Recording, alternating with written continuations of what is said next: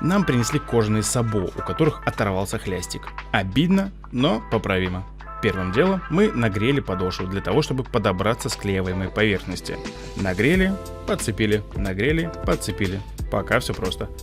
Подобравшись к подошве, зачистили склеиваемые поверхности. Натягиваем ткань и приклеиваем на место. Возвращаем хлястик в его исходное. Обезжириваем поверхность и наносим полиуретановый клей. Аккуратно склеиваем и под пресс на сутки. Обрабатываем ткань и кожу специальными составами. Готово!